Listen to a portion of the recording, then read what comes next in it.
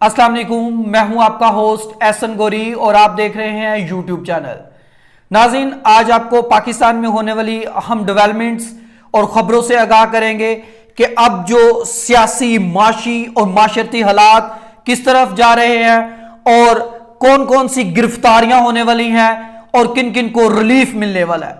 सबसे पहले बात करेंगे इमरान खान साहब पर कि आइंदा आने वाले दिनों में जब इमरान खान को साइफर केस में भी रिहाई मिल जाएगी तो उसके बाद कौन से ऐसे केस में और कौन सा इदारा इमरान खान को गिरफ्तार करेगा, उस पर बात करेंगे।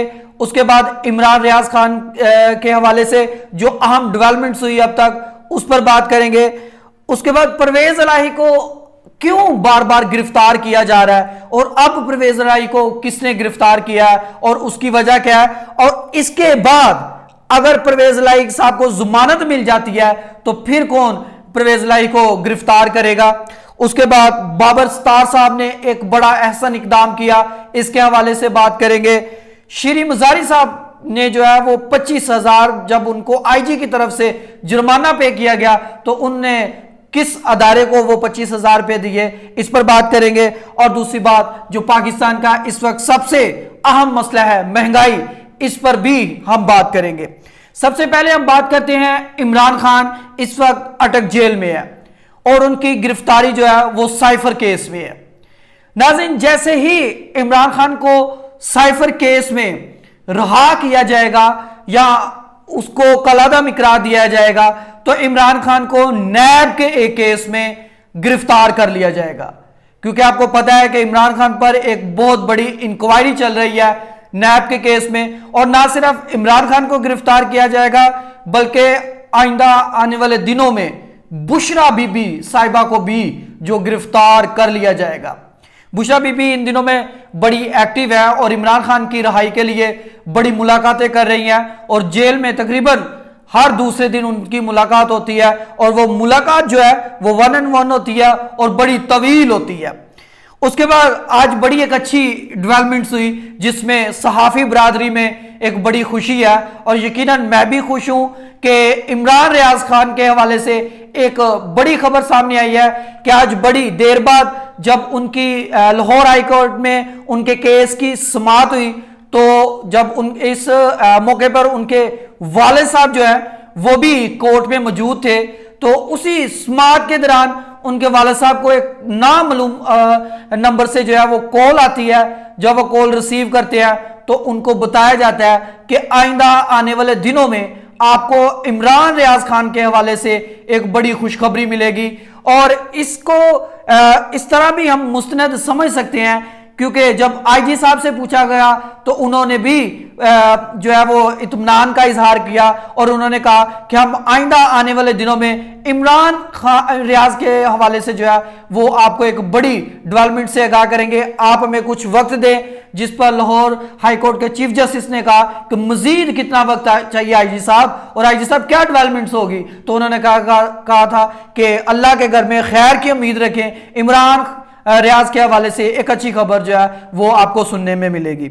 उसके बाद परवेज इलाही के हवाले से क्या गेम चल रही है।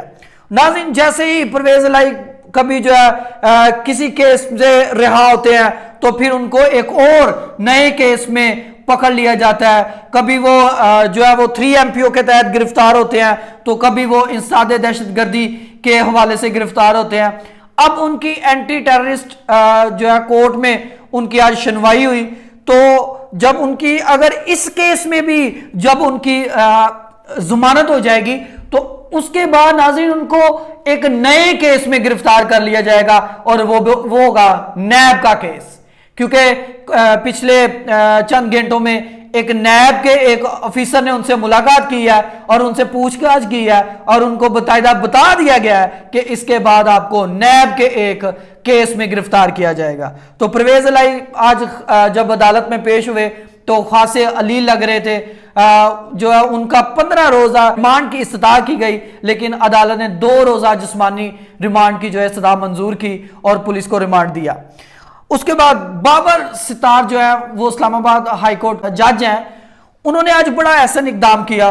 उन्होंने जो DCO इस्लामाबाद है उनको किसी भी किस्म की गिरफ्तारी से रोक दिया और उनको बाकायदा तौर पर कहा है कि आपने ये ताहुक्म सानी, ये इख्तियार जो आपका इख्तियार है, ये 3 MPO के तहत गिरफ्तारी आपने वो इस्तेमाल नहीं करना। और बाकायदा तौर पर उन्होंने अटॉर्नी जनरल को भी कॉल कर लिया और उनसे जो है बाकायदा तौर पर एक्सप्लेनेशन मांगी है कि किस तरह आप 3 MPO को इस्तेमाल कर सकते हैं और आपके इख्तियारात क्या है। बाकायदा तौर पर इस पर भी उन्होंने वजाहत तलब की है।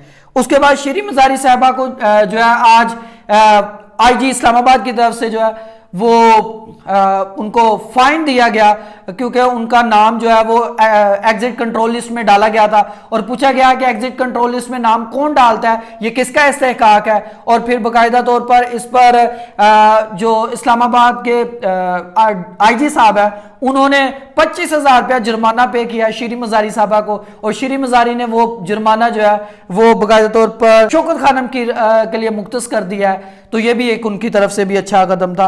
नाज़रीन, पाकिस्तान में महंगाई जूं की तूं है। पाकिस्तान में जहां इतने बड़े बड़े मसाइल और परेशानियां चल रही है, वहां अवाम के लिए जो सबसे बड़ा मसला है वो महंगाई का है। अब निगरान वजीर आजम जो है वो इस टाइम बड़े परेशान है, क्योंकि पिछली हुकूमत जो वादे और जो अपनी वफादारियां IMF के साथ पाबंद कर चुकी है, तो उससे पीछे नहीं उठ सकते। और उनमें कहीं भी लिखा नहीं था कि अवाम को रिलीफ दिया जाएगा। अब देखते हैं कि आइंदा आने वाले दिनों में किस तरह अवाम को केयर टेकर गवर्नमेंट जो है वो रिलीफ देती है।